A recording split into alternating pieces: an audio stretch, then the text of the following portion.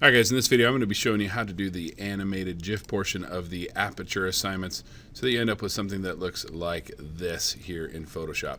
Let's go ahead and get started. So I've got my 6 Aperture photos here in Bridge, and I'm just going to check them real quick. Right down here at the bottom of the metadata is where you can see the f-stop, and I'll just go through and make sure I got 5.6, 8, 11, 16, 22, and 32. I do. That's great. This will be a lot easier if you only have these 6 images in here. So if you have other images in here, you may want to get rid of them or delete them or put them into a different folder. So let's jump into Photoshop and get started. First thing I need to do is make sure that I have my timeline here at the bottom of Photoshop. If you don't have that, you can just come up and go to Window, and you can check this box right here that says Timeline, and that'll make that thing pop up for us and get us in a good spot. And I'm going to add my photos by coming down here on my timeline and clicking on this Add Media button. And I'll click on that, and here are my 6 photos for my Aperture assignment. I'm going to go ahead and press Control A to select all of them and go ahead and hit Open. First thing I want to do before we move on is come up here and go to Image, Image Size, and let's shrink this whole thing down a little bit. There's a lot more pixels here than we actually need, so we're going to shrink this down. Do me a favor, make sure before you do anything that resample is checked and that this chain has little lines coming out so that it's linked up. You don't want it to look like that where there's no lines. You want to make sure this is linked. And let's change this back to inches, and you can see we're 72 inches. Let's drop that down to like 20, and that's going to make our file size substantially smaller. Look, we went from 51 megabytes to 3.9 megabytes, and that's going to be much easier to work with. So I'll press OK on that and wait for that to finish up.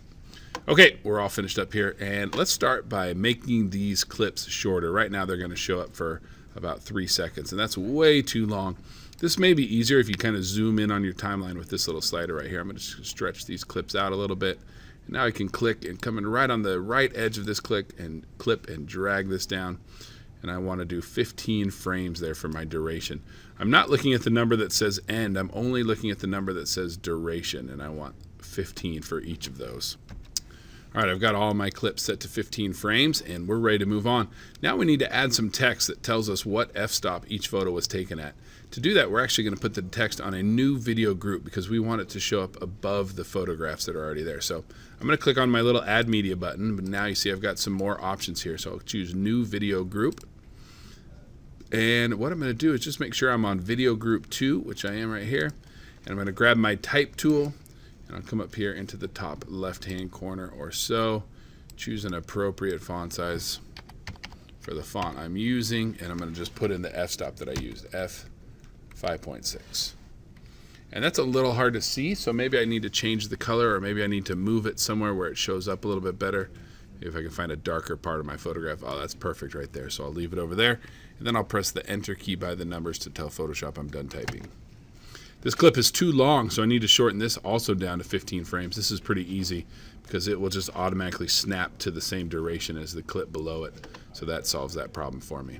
Now I just need this clip in here 5 more times, so I'm going to duplicate this 5 times by just coming over here to my Layers panel, finding my Video Group 2 clip that says f5.6, and clicking and dragging this down to the New Layer button, which gives me a duplicate that is the same duration and in the same location, and that's going to save me a lot of time later on. So I'm going to just keep doing this until I have all of my clips.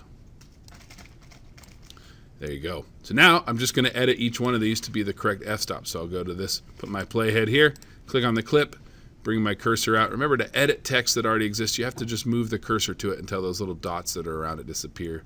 Once those are gone, you can click and drag and change the text to the correct f-stop. So I'm just going to go through and edit all these to be the correct f-stop. All right, I'm done putting the f-stops on. Now I just need to add one last bit of information here along the bottom. This is some text that I want to stay up during the entire presentation. So I actually need another video group here. So I'm going to click on my little Add Media button and choose a new video group again. And now I'll grab my Type tool one more time, come down here, click in the bottom left-hand corner. And this is going to need to be a much smaller font. So I'll type in, let's try 100. I don't know if that's going to be correct or not. And I'm going to just put my focal length. And this is going to depend on what version of the Aperture assignment you're doing. So if you shot at 18 millimeters, you'd put 18.